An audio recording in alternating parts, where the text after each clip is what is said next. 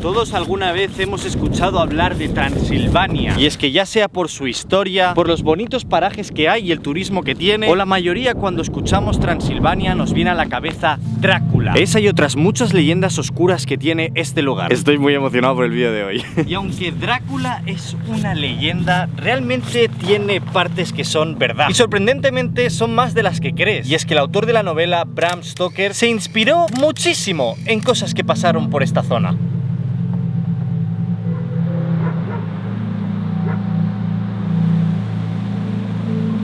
¿Y qué quiero es que os diga? Lo entiendo perfectamente. Cuando vine hasta aquí desde Bucarest, por culpa de la nieve tuve que coger un camino alternativo, por lo que tuve que pasar por diferentes pueblitos de Transilvania. Y realmente tiene ese toque místico. Es como un ambiente bastante oscuro. Sigue siendo muy tradicional, así que no quiero imaginarme en la época en la que Bram Stoker escribió la novela y sobre todo en la época en la que se inspira. Desde luego que hay algo mágico en este lugar, pero hoy vais a saber una de las historias más sanguinarias que ocurrieron aquí. Y para ello vamos a ir al castillo de Bran, o mejor conocido como el castillo de Drácula.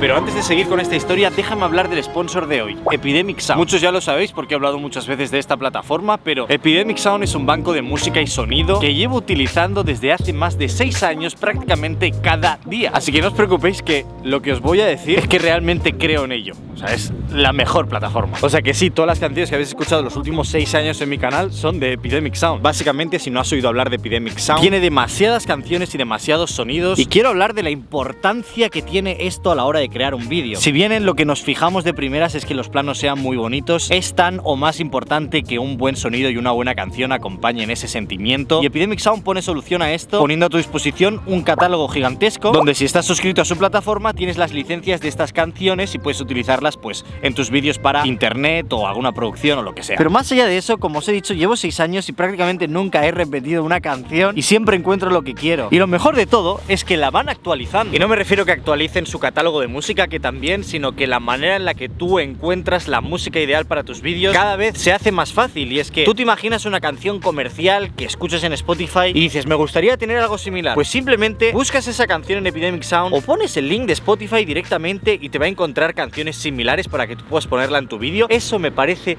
una genialidad. Imagínate que en ese momento no tienes una canción en la cabeza, pero sí una emoción que quieres transmitir. Pues simplemente buscas esa emoción. Por ejemplo, yo para este vídeo sé que quiero una música como ambiente, oscura, suspense. Pues voy a buscar eso y a partir de ahí voy a encontrar lo que quiero. Y de verdad es muy importante para que tu storytelling funcione tener un sonido y una música que lo acompañe. Truco del día. Así que si quieres explicar mejor tus historias, clica en el link de la descripción y prueba Epidemic Sound. Gracias de nuevo, Epidemic Sound, por contar conmigo. Ahora sí, vamos a ver el castillo.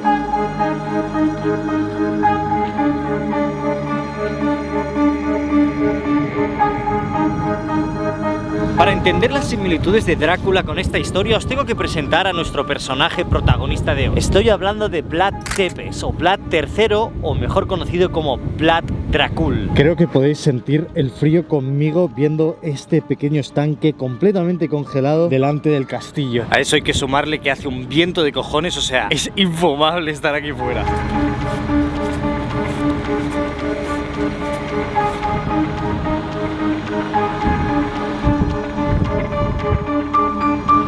Vlad Dracul realmente coge el apodo por su padre, Vlad II, que al entrar en el clan de los dragones, de ahí Dracul, pues se da ese mismo nombre a sí mismo. Por lo que podríamos decir que Vlad III es el hijo del dragón o también el hijo del demonio. Pero bueno, las similitudes con Drácula siempre vienen por el nombre. Lo que es interesante es la historia de Vlad III. Y es que a pesar de que Drácula no exista como tal, te aseguro que no te hubiera gustado estar vivo cuando Vlad III estaba reinando esta zona. Cuando os digo que no querríais vivir en esa época, cuando Vlad Tepes estaba, Vlad era comúnmente reconocido como Vlad el Empalador. ¿Qué quiero decir con esto? Estamos en una época donde todo este terreno está intentando ser invadido por los otomanos, y cuando Vlad III coge el poder del reino, empieza a aplicar un sistema de torturas que a día de hoy es algo impensable. Y es que Vlad cogía tanto a los enemigos como a gente que robaba en su reino, gente que era opositoria de su reino, y los empalaba en sin vida. ¿Qué significa empalar? Pues imaginaros una gran estaca de madera redonda donde comúnmente se lubricaba para que no te matara de golpe, se introducía por la cavidad anal o vaginal hasta atravesarte la boca y dejarte morir poco a poco sufriendo. Y no creéis que esto era una medida poco común en ese momento. Cuando los otomanos intentaron invadir esta tierra, se encontraron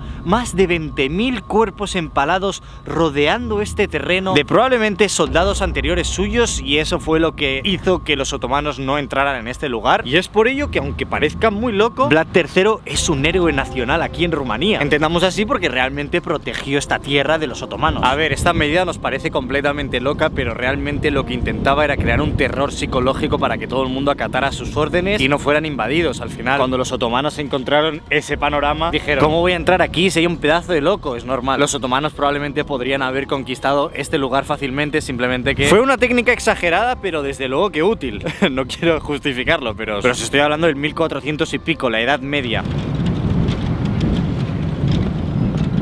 Después de eso, pues hay leyendas, ¿no? Dicen que Vlad el Empalador le gustaba comer con gente empalada a su alrededor. También se dice que muchas veces tragaba la sangre de sus víctimas, pero todo esto son leyendas. Es muy probable que cogieran esas leyendas para hacer el personaje de Drácula, pero realmente el misterio y la teoría va mucho más allá de eso, y hay cosas que se han demostrado que lo acercan aún más a esa figura. Y esto es muy interesante, y he hecho los deberes y me he leído hasta un paper que salió hace no tantos años. Os explico, es muy interesante.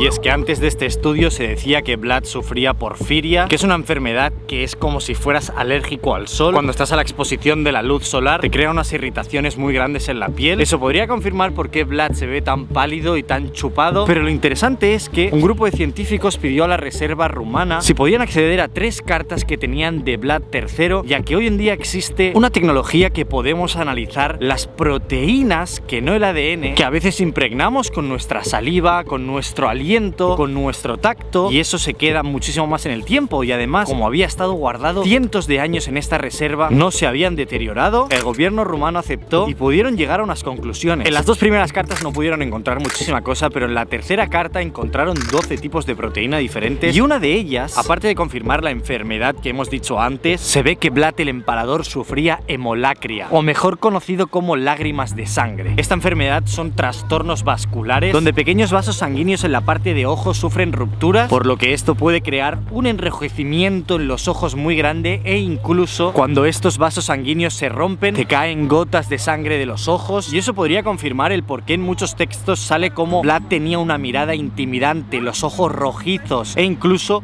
podría sumar a esta leyenda de Drácula. Aunque me puedo imaginar la apariencia de este tío, ya de por sí un pavo que empalaba gente, que encima le sangraran los ojos, no pudiera tocarle la luz del sol, y además se ve que tenía una enfermedad en las encías, por lo que también le hacía sangrar las encías. A ver, hemos de entender que en esas épocas habían un montón de enfermedades y no se podían curar ni tratar, pero es que a este hombre le salía sangre por todas partes. De ahí a que tragara sangre para vivir más es otra historia. Pero hay una cosa aquí que no queda del todo claro. De las 12 proteínas solo hablaron de una que encontraron, de las otras 11 decidieron dejar esa información como confidencial, por lo que puede ser que encontraran algo que no quieren que sepamos. Igual Vlad estaba buscando vivir para siempre, tragando sangre de sus enemigos para poder rejuvenecer, como en la historia de Drácula. A ver, todos son leyendas. Está gracioso ver las similitudes y cómo el escritor se inspiró en todas estas cosas para crear una fábula. No os vayáis a creer que después de hablaros de fantasmas también os voy a empezar a hablar de vampiros.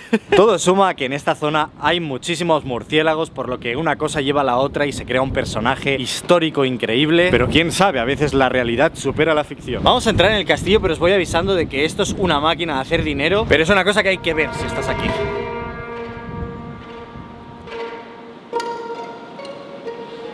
Bienvenidos al castillo de Bran. Este lugar realmente era una fortaleza de la realeza, donde pues vivieron todos los reyes de Transilvania. Y como podéis ver aquí tenemos a nuestro amigo Vlad Tepes. Cuando digo que es una máquina de hacer dinero es que ni siquiera se ha demostrado que Vlad Tepes viviera aquí. Lo más probable es que pasara tiempo porque era de su propiedad, pero no se sabe realmente. Si se le ha apodado a este castillo como el castillo de Drácula, o sea, te lo venden así, no es algo que he impuesto yo. En la definición de Bram Stoker en la novela de Drácula, el lugar que más se parece a las descripciones del castillo era este, el castillo de Bram, y tendría todo el sentido del mundo. Pero hay varios sitios en este castillo que son muy interesantes. En los 650 años años que tiene el castillo se ha ido transformando muchísimo, porque al principio era una sola torre y luego fueron construyendo más, así que realmente vemos una arquitectura que ha ido como evolucionando. Vaya pasillitos toca coger, ¿eh? Mirad estas escaleras. ¡Qué guapo! Súper mazmorra, ¿eh? Súper estrecho, ¿eh? Como en ese momento tuvieran un par de kilitos de más, no pasaba. Y ya luego sin hablar de las puertas, que son enanas. Yo supongo que si vienes con la intención de pensar que vas a ver un castillo de mazmorras, cosas de Drácula en sí, pues te lleves una decepción, pero realmente el castillo me parece precioso y entiendo por qué es el lugar más visitado de todo Rumanía. Y es que 6.000 turistas al día visitan este lugar, o sea, es todo un éxito. A ver, que lo de que las puertas sean pequeñas tiene sentido. Una de las reinas que expandió grande parte de este castillo era muy bajita, entonces no había sentido que algunas de las habitaciones donde era ella la que tenía que ir, las puertas fueran altas, por lo que algunas son realmente bajitas. Es que mirad esto, o sea... Y esto ni siquiera es la puerta es esto. Hay que tener cuidado. Antes he visto cómo una chica casi se abre la cabeza con una de estas puertas. Claro, a ver, es que si comparamos este lugar con lo que se supone que debería ser Drácula, pues nada que ver, ¿no? Pero bueno, aquí tenemos algunas cosas, supongo que en relación a todo eso, las estacas y un poquito pues de misticismo. Pero vamos, que todo esto es puro fanservice, un poco show, ¿no? Mirad esta habitación. A ver, da mal rollete, la verdad. Imagínate que ahora se gira esto de aquí. Te pegas un buen susto. Pero sí que es verdad eso de que va cambiando la arquitectura todo el rato. O sea, hay partes que parecen mazmorras y esto parece sacado de la isla de Menorca. O sea, todo esto blanco, un poco griego incluso, ¿no? Pero...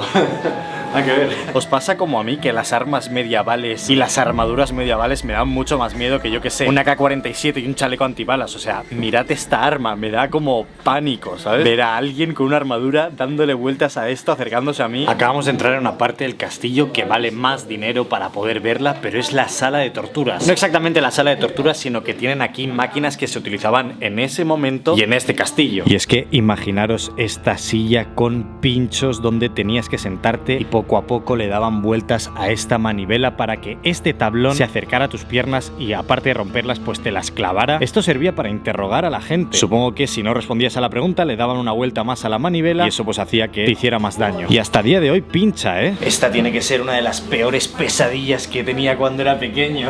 Imaginaros que os meten aquí dentro y no puedes moverte porque si no te clavas esto de aquí. Y ya como podéis ver el espacio es súper pequeño. O sea, fijaros dónde tenías que poner la cabeza. Ahí arriba. Yeah, you can open. Oh, nice. O sea, imaginaros tuk, pum, te cierran. Nada. Y encima le ponían estas cosas así que aún dan más mal rollo. No podía ser peor. No puedo enseñaros muy bien la representación porque se le ven las tetas, pero podéis imaginaros que la cabeza iba aquí y los brazos a los costados, de tal manera que te dejaban con una posición súper incómoda. Y además esto se te ponía en la espalda, por lo que estabas ultra recto. Si a mí a veces se me hace difícil estar estirado en la cama porque estoy incómodo, imagínate estar así todo el rato. Vamos a ver qué hay por aquí.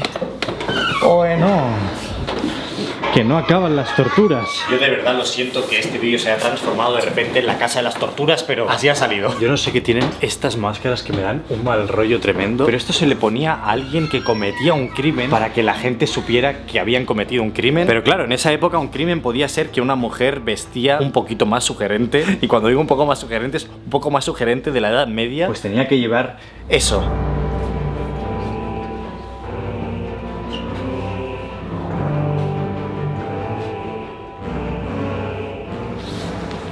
Cada una de estas máquinas me da más escalofríos que la otra, ¿eh? O sea, no sé exactamente para qué era esto, pero como que no pinta bien. Ya. Vale, esto pensaba que no estaba aquí y parece que sí tenemos una de las estacas que utilizaba Brad. Si os fijáis lo que os digo, son súper redondas y súper finitas de tal manera que no hicieran daños letales. No me puedo imaginar el sufrimiento de todas las que vemos. Creo que esta es la que me parece más cruel de todas. Fijaros en la representación gráfica. Es terrible. Lo peor de todo es que el empalamiento era una ejecución muy común en esa época.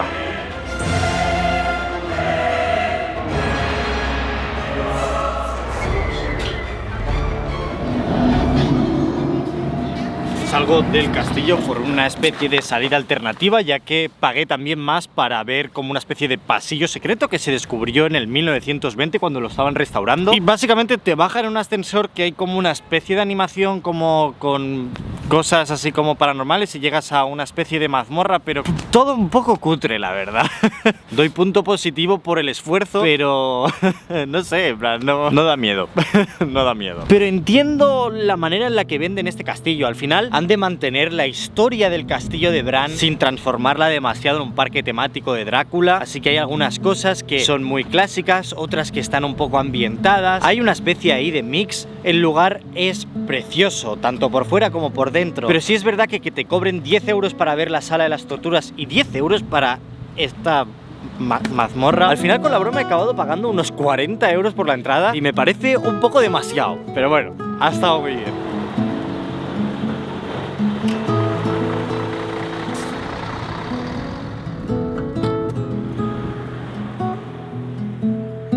Si queramos o no, esta leyenda atrae tanto turismo a la zona que es normal que la tematicen tanto. Todas las tiendas de alrededor tienen sus souvenirs a base del castillo y Drácula, aunque nunca haya sido algo que esté confirmado, pero es un poco como una aceptación. Y a mí, ¿qué queréis que os diga? Me vale. Y he caído en la estrategia y he comprado un par de imanes.